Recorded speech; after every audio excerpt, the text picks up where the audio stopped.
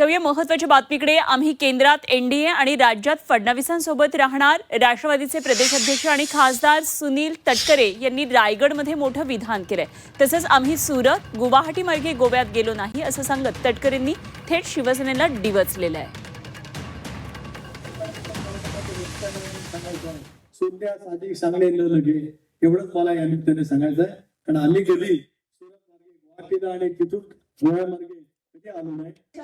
काल परवा रवींद्र चव्हाण साहेब उद्योगाने बोलले 3 तारखेपर्यंत युती आहे तोपर्यंत सांभाळा। मला माहित नाही काय होणार होते, पण 3 तारखेनंतर काय घडलं तर राष्ट्रवादी काँग्रेस पक्ष देवेंद्रजी आणि एनडीएच्या पाठीमागे ठामपणाने उभं आहे। ते नरूच्या आणि रायगडच्या सर्वांगीण विकासासाठी आहे, हे मला आजच्या कार्यक्रमाच्या निमित्ताने सांगायचं आहे।